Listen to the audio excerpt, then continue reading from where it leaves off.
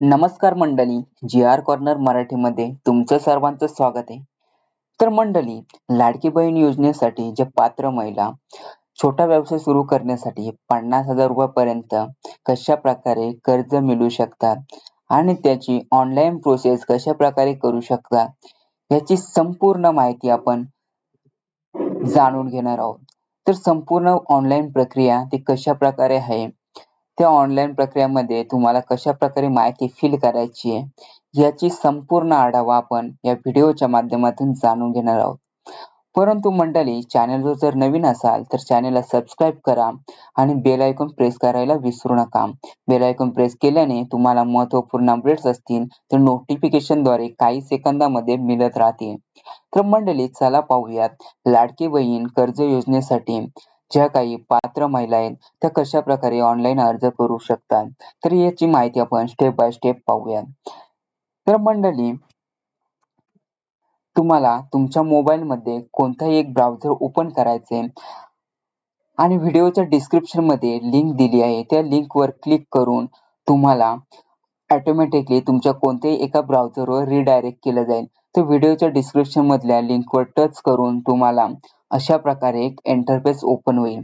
तर अशा प्रकारे एक इंटरफेस ओपन झाल्यानंतर तुम्हाला इथे यामध्ये तुम्हाला पॅन नंबर टाकायचे. पॅन नंबर टाकून झाल्यानंतर तुमचा इथे मोबाईल नंबर, जो आधार कार्डला मोबाईल नंबर लिंक असणार आहे, तर तो मोबाईल नंबर एंटर करायचा आहे.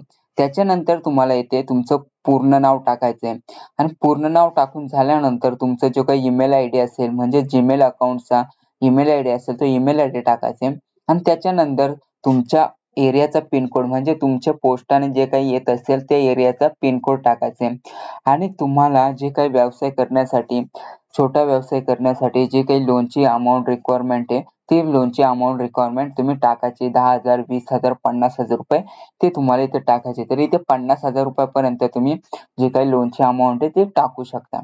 त्याच्यानंतर तुम्हाला इथे टिकवर क्लिक करायचे. टिकवर क्लिक केल्यानंतर तुम्हाला इथे सबमिटवर क्लिक करायचे. सबमिटवर क्लिक केल्यानंतर तुम्हाला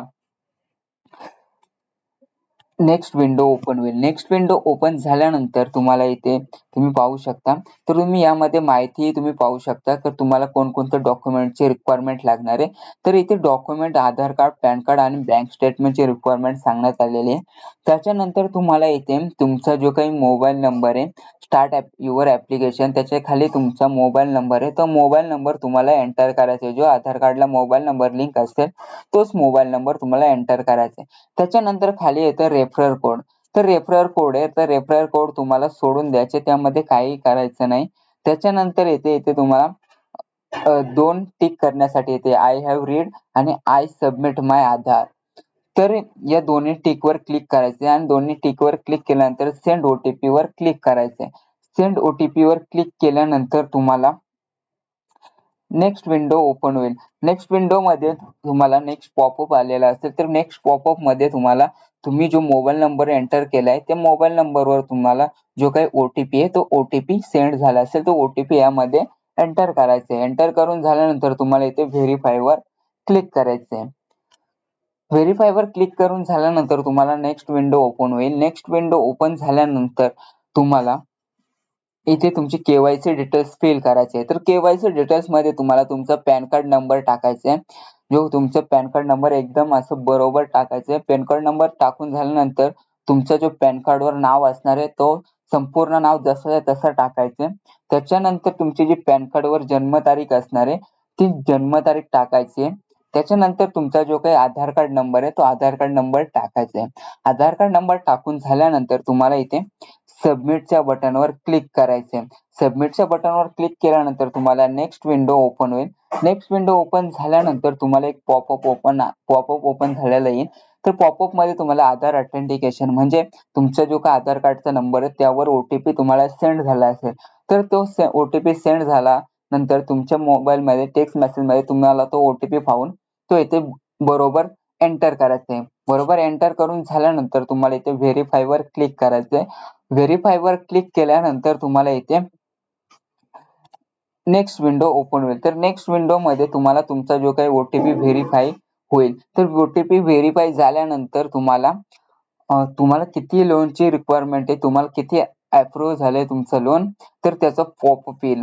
जर पॉपअप आला नाही किंवा पेज फेल झाला तर तुम्हाला तुमचे जे काही तुम्ही मोबाईल नंबर दिलेला आहे, तुमचा आधार कार्डला मोबाईल नंबर दिलेला आहे, तर त्या आधार कार्डला मोबाईल नंबर दिलेला त्यावर तुम्हाला कॉल येईल वर तुम्हाला जे काही बाकीची प्रोसेस आहे ती बाकीची प्रोसेस स्टेप बाय स्टेप मध्ये तुम्हाला सांगितली जाईल. तर यामध्ये मला इथे एरर आलेलं आहे. तर जे काही स्टेप बाय स्टेप प्रोसेस आहे तर ते तुम्हाला कॉल केल्यानंतर तुम्ही स्टेप बाय स्टेप प्रोसेस करू शकता आणि सहजरित्या जे काही छोटा व्यवसाय करण्यासाठी लोनची रिक्वायरमेंट आहे तर ती लोनची रिक्वायरमेंट तुम्ही पूर्ण करू शकता. तर मंडळी अशा प्रकारे तुम्ही जो काही महत्त्वपूर्ण अपडेट आहे, महत्त्वपूर्ण अशी जी काही स्टेप बाय स्टेप प्रोसेस आहे ती स्टेप बाय स्टेप प्रोसेस तुम्ही पाहिली असेल. तर मंडळी व्हिडिओ आवडला असेल तर व्हिडिओला लाईक करा, शेअर करा आणि कमेंट करायला विसरू नका. त्याचबरोबर काही अडचणी असतील किंवा काही प्रश्न असतील तर कमेंट करायला नक्कीच विसरू नका आणि तसेच चॅनेलला सबस्क्राईब करून बेल आयकॉन प्रेस करायला विसरू नका.